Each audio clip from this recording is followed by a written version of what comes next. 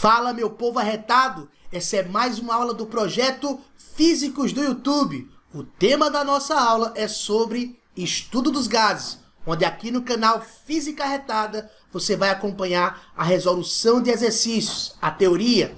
Você vai encontrar lá no canal Física 2.0 do meu parceiro, o professor Davi. O card aqui em cima vai levar você direto para a aula do Davi. Se liga! Aqui na descrição do nosso vídeo, os 13 canais do nosso projeto estão disponíveis para você clicar, se inscrever e acompanhar nosso projeto, assim como uma playlist com todas as aulas já ministradas até aqui. Vamos começar essa aula? Roda a vinheta e vamos juntos!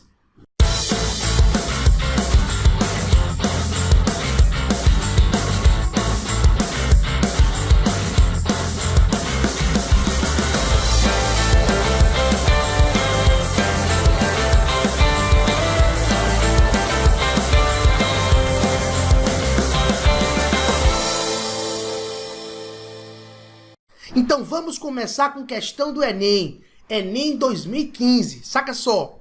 Uma pessoa abre sua geladeira, verifica o que há dentro e depois fecha a porta dessa geladeira.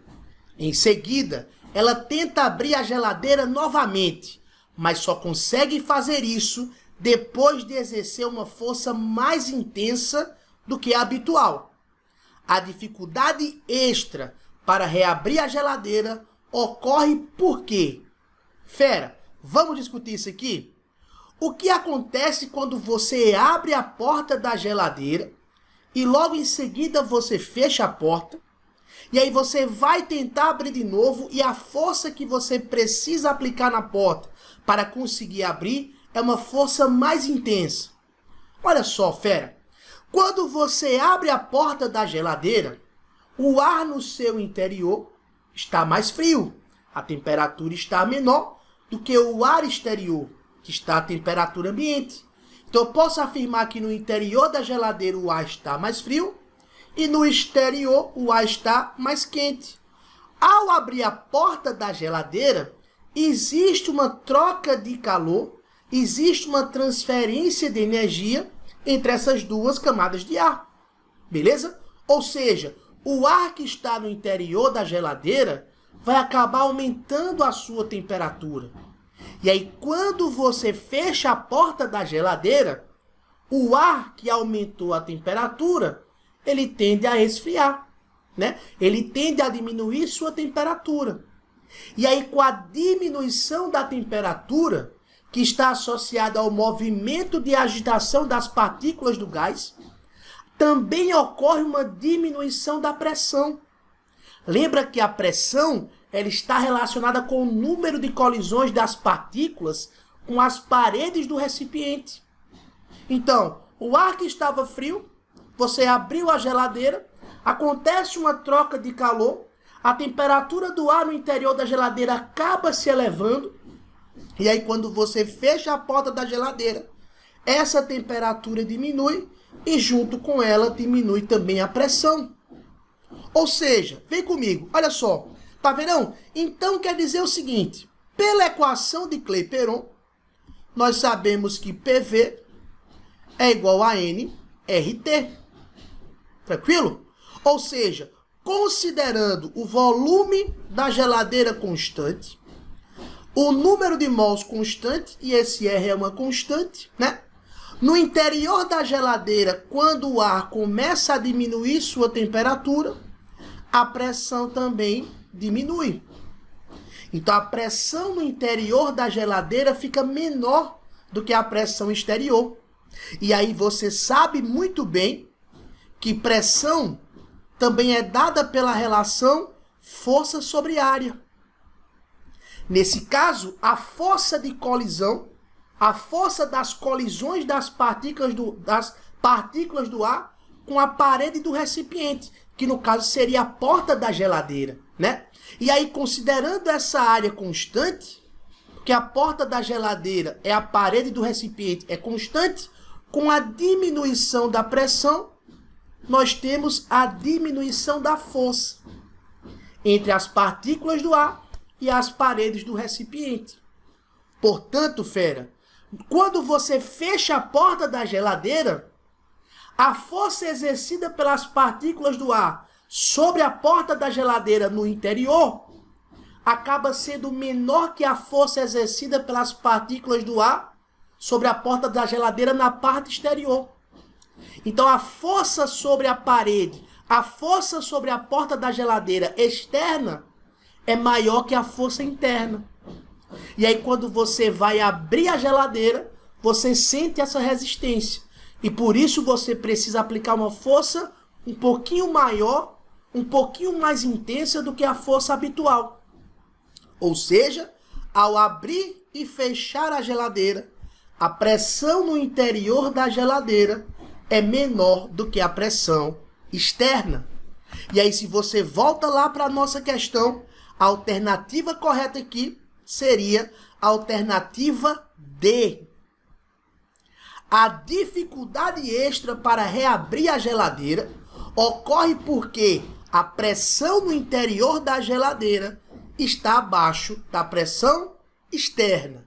D de detonando na sua prova do Enem. Vamos lá então para a questão número 2. E a questão número 2 também foi uma questão do Enem e do Enem 2019. Dois amigos se encontram em um posto de gasolina para calibrar os pneus de suas bicicletas. Uma das bicicletas é de corrida, a bicicleta A, e a outra de passeio, a bicicleta B. Os pneus de ambas as bicicletas têm as mesmas características, exceto que a largura dos pneus de A é menor que a largura dos pneus de B. Eu vou considerar como mesmas características o diâmetro, tranquilo? Ao calibrarem os pneus das bicicletas A e B, respectivamente, com pressões de calibração PA e PB, os amigos observam que o pneu da bicicleta A deforma, sob os mesmos esforços, muito menos que o pneu da bicicleta B. Pode-se considerar que as massas de ar comprimido no pneu da bicicleta A, MA, e no pneu da bicicleta B, MB, são diretamente proporcionais aos seus volumes. Preste atenção nessa frase. Ele afirma para mim, ele afirma para você que as massas do ar comprimido são diretamente proporcionais aos seus volumes. Comparando as pressões e massas de ar comprimido nos pneus das bicicletas, temos, olha só, fera, se liga. Nós temos aqui uma bicicleta de corrida e uma bicicleta de passeio. Na bicicleta de corrida, você percebe que a largura no pneu da bicicleta é menor do que a largura do pneu da bicicleta de passeio. Então, a bicicleta de corrida tem uma largura menor do que a bicicleta de passeio. E ele fala que quando calibra os pneus com a pressão PA e uma pressão PB, sobre os mesmos esforços, é percebido que a deformação sofrida pela bicicleta A, que é a bicicleta de corrida, é menor que a deformação sofrida pela bicicleta de passeio. Ora, fera, se você já teve a oportunidade de observar ou de tocar o pneu de uma bicicleta de corrida, você percebe que o pneu ele fica muito duro. Porque você calibra o pneu da bicicleta de corrida, você calibra com muita pressão, tá? E o pneu fica duro. Ou seja, o pneu da bicicleta de corrida é mais duro do que o pneu da bicicleta de passeio. Isso acontece por quê? Isso acontece porque a pressão no interior do pneu da bicicleta de corrida é maior que a pressão no interior do pneu da bicicleta de passeio. Isso acontece também com o nosso carro. Se você calibra demais o pneu do carro, você percebe que o carro vai ficar mais duro, né? Porque a pressão no interior aumenta e a deformação fica menor. Então, quanto menor for a deformação do pneu, maior vai ser a pressão. Então, a pressão no pneu de corrida é maior que a pressão no pneu da bicicleta. Tranquilo? Agora, com relação ao volume, com relação à massa, eu vou pegar exatamente o que a questão me falou. Ele disse que a massa do ar comprimido era diretamente proporcional ao volume. E aí, fera, se eu considero as mesmas dimensões, né? Aliás, o mesmo diâmetro, tá? O mesmo diâmetro para o pneu da bicicleta de corrida e o mesmo diâmetro para o pneu da bicicleta de passeio, como eu sei que a largura do pneu da bicicleta de corrida é menor que a largura do pneu da bicicleta de passeio, conclusão, o volume do pneu da bicicleta de corrida é menor que o volume do pneu da bicicleta de passeio. Se a largura da bicicleta de passeio, do pneu da bicicleta de passeio é maior, o seu volume também é maior. E se a questão me afirma que a massa é diretamente proporcional ao volume, eu posso afirmar que a massa do ar comprimido no pneu da bicicleta de corrida é menor que a massa do ar comprimido no pneu da bicicleta de passeio. Então, a pressão no pneu da bicicleta de passeio é maior que a pressão no pneu da bicicleta. Aliás, perdão, a pressão é maior no pneu da bicicleta de corrida do que a pressão na bicicleta de passeio. Então, a pressão PA é maior que a pressão PB. Mas se a massa é diretamente proporcional ao volume, o volume do pneu da bicicleta de passeio é maior que o volume do pneu da bicicleta de corrida. Então, a massa de B é maior que a massa de A. Se você retorna lá para a nossa questão, a alternativa correta aqui seria a alternativa B, de boa prova do Enem para você. Mas antes, eu gostaria de falar que essa questão do ano passado, essa questão de 2019, deu o que falar, né? Porque ele fala que a massa é diretamente proporcional ao volume. Mas ele não falou nada com relação à temperatura e não falou nada com relação à quantidade de matéria, ao número de mols. Porque, por exemplo, se você pega a equação de Clapeyron, PV igual a nRT, ora, nós sabemos que a pressão na bicicleta de passeio é maior que a pressão na bicicleta de... A pressão na bicicleta de corrida, perdão, é maior do que a pressão na bicicleta de passeio. Tranquilo? Mas a pressão é maior porque eu coloquei mais gás lá dentro. Porque quanto maior for a quantidade de matéria, maior vai ser a pressão. Mas ele não fala nada com relação ao número de mols. E a temperatura? A temperatura é constante, né? Mas espera aí, se o volume do pneu B de passeio é maior que o volume da bicicleta de corrida, porém a pressão da bicicleta de corrida é maior que a pressão da bicicleta de passeio, como é que fica essa quantidade de matéria? Como é que eu posso afirmar que o produto PB vezes VB é maior que o produto PA vezes VA, por exemplo, né? Porque a quantidade de matéria que está diretamente associada à massa, ela é diretamente proporcional ao produto PV. Beleza. A pressão PA é maior que a pressão PB. Mas o volume VB é maior que o volume VA. Então, quem me garante que esse produto PA-VA é menor que esse produto PB-VB? Quem me garante, né? Então, essa questão deixou a desejar em alguns aspectos teóricos. Na verdade, faltou mais detalhes para essa questão. Faltou mais detalhes para essa questão. Com relação à temperatura, com relação a essa afirmação do volume ser diretamente proporcional à massa, ou a massa ser diretamente proporcional ao volume. Se eu considero a massa diretamente proporcional ao volume, eu entendo então que nas duas situações a densidade permanece constante. Tranquilo? Ou seja, faltou mais detalhes nessa questão do Enem. Então ela deixou um pouco a desejar.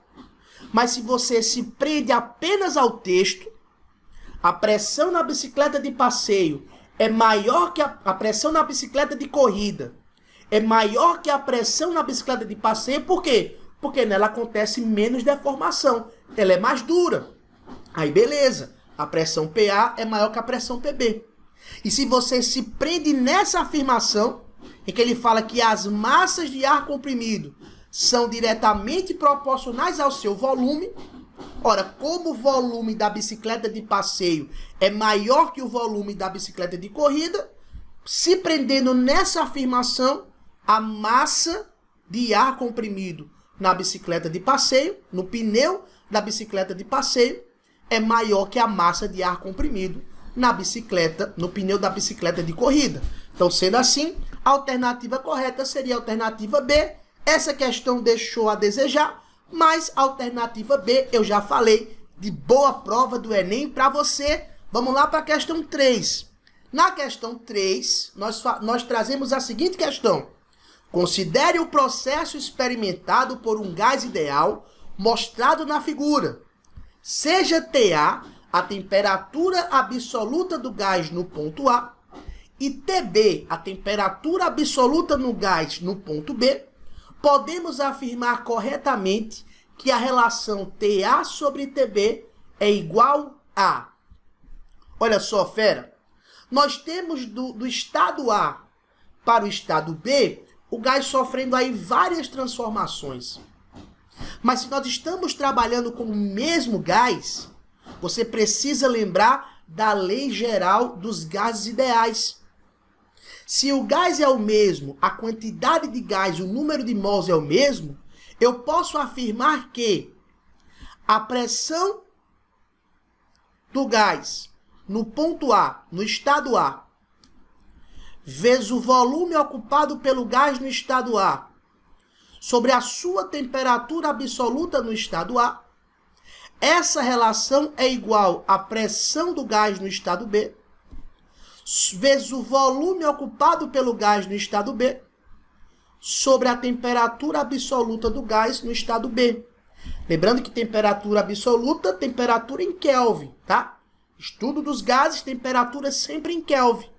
Essa é a lei geral dos gases ideais.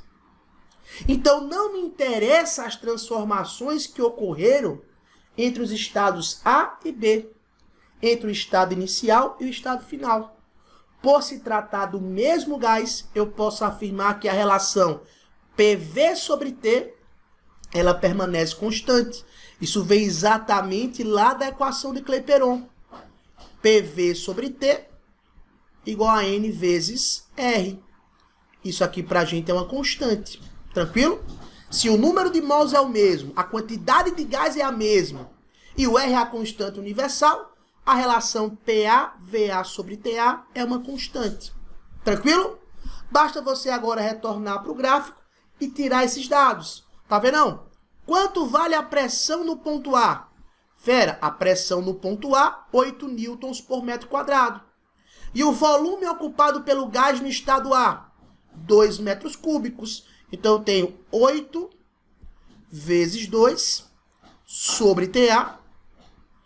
Isso igual, tá vendo não? A pressão do gás no estado B. Ora, a pressão do gás no estado B, 6 newtons por metro quadrado. O volume ocupado pelo gás no estado B, 4 metros cúbicos. Isso tudo sobre a temperatura TB. A questão pede a relação TA sobre TB. Então, vou fazer o seguinte. Eu vou repetir aqui 8 vezes 2. O 6 vezes 4 que está do lado direito passa dividindo aqui, ó, para o lado esquerdo. O TA que está dividindo sobe multiplicando. Então, eu já cheguei na relação TA sobre TB. 8 vezes 2 sobre 6 vezes 4. E aí, se você quiser fazer a simplificação, nós pegamos aqui, ó, 8 com 4. Isso aqui me dá 2 em cima. Nós pegamos aqui, ó, 2 com 6. Isso aqui me dá 3 embaixo.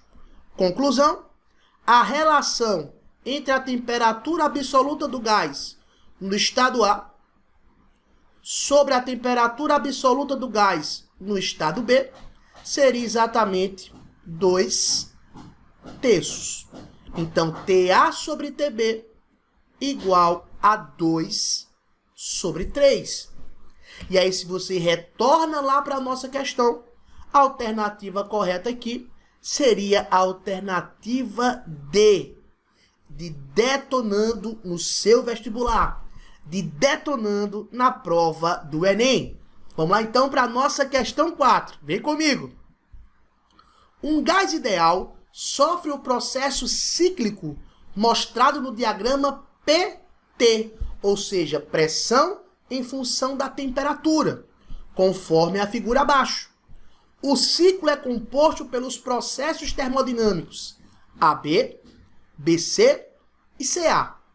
Assinale entre as alternativas abaixo aquela que contém o diagrama PV, pressão em função do volume, equivalente ao ciclo PT, pressão em função da temperatura. Então, fera, o que a questão pede para você aqui é para você pegar essas três transformações gasosas no gráfico da pressão em função da temperatura e levar essas três transformações para o gráfico da pressão em função do volume. E as alternativas são essas aqui. O que é que nós vamos fazer? Vamos analisar transformação por transformação. Vamos identificar cada transformação nesse ciclo termodinâmico. Então, vem comigo. Tá vendo? Que transformação é essa de A para B? Fera, você percebe que de A para B eu tenho uma reta crescente. Que se você pegar o prolongamento dessa reta crescente, ela passa pela origem. Ou seja, essa reta crescente do estado A para o estado B está me falando que a pressão é diretamente proporcional à temperatura. É o que, Taveira? De A para B,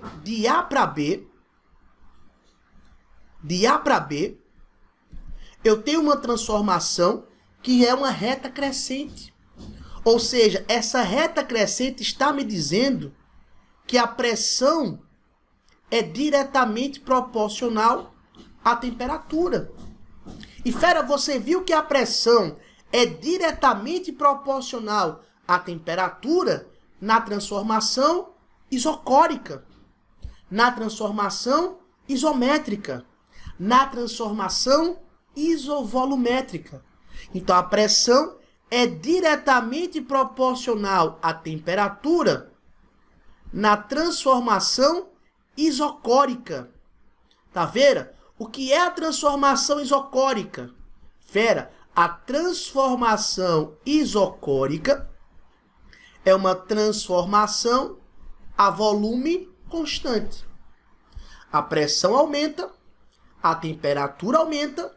Nesse caso aqui, né? Ó, de A para B, a pressão aumenta, a temperatura absoluta aumenta, mas o volume permanece constante.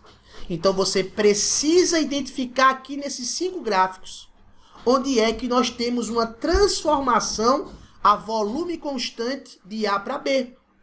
No caso, como o volume está na direção horizontal, né, no eixo X, beleza? Nós temos que ter uma transformação isocórica como sendo uma reta na vertical, onde o volume permanece constante. E aí, se você vai, por exemplo, para a letra C, de A para B, o volume está variando. Letra C está fora.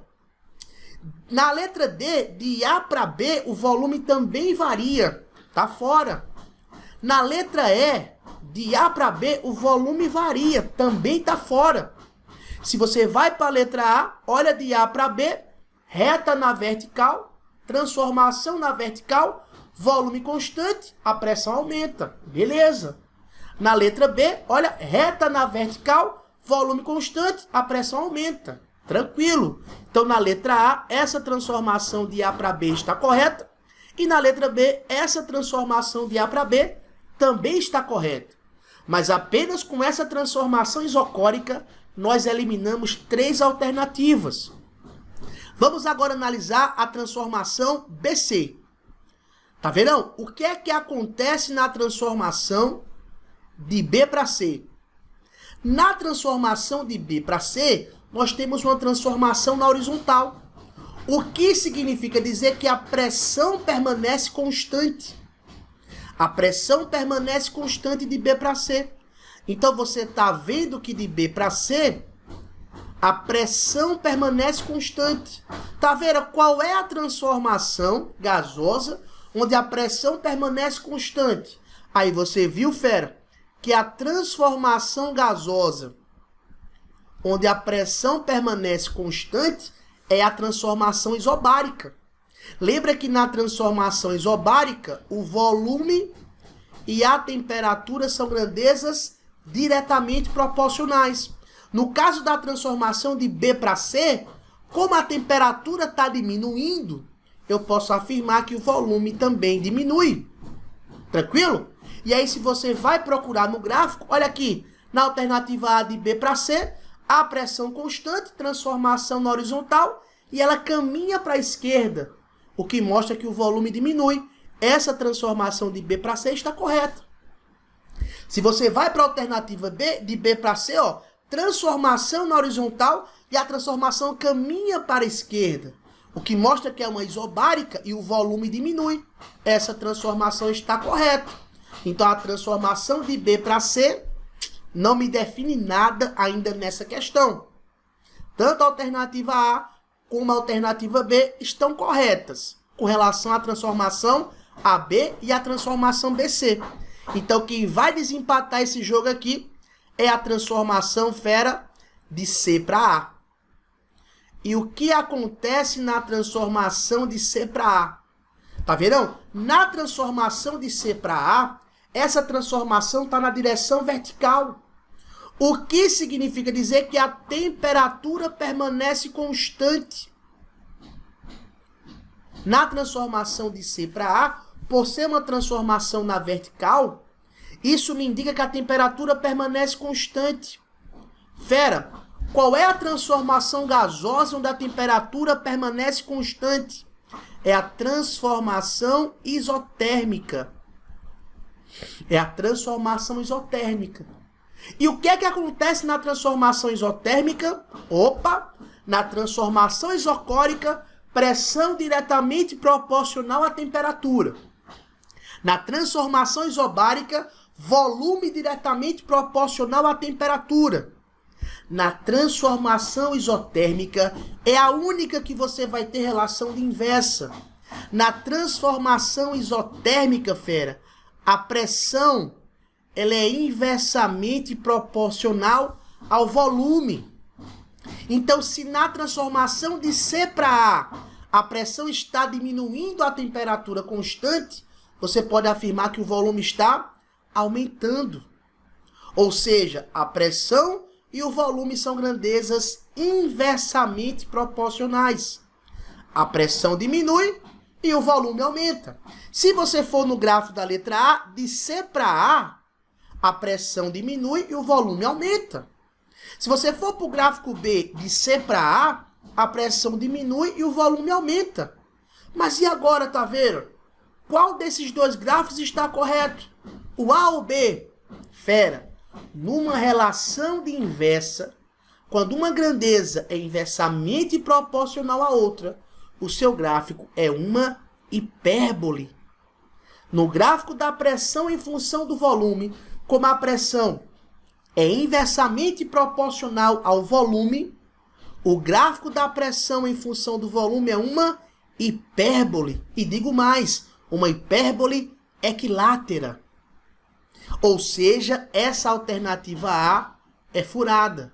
Com isso, a alternativa correta para essa questão seria a alternativa B, onde você levou um gráfico com 3 transformações gasosas, as 3 particulares, isobárica, isocórica e isotérmica. Nós levamos do gráfico da pressão em função da temperatura para um gráfico da pressão em função do volume. Alternativa B, de boa prova do Enem para você. E se você gostou dessa aula, inscreva-se no nosso canal, inscreva-se em todos os canais do nosso projeto, compartilha com seus amigos e vamos juntos sempre em busca do seu sucesso. Até a próxima. Valeu!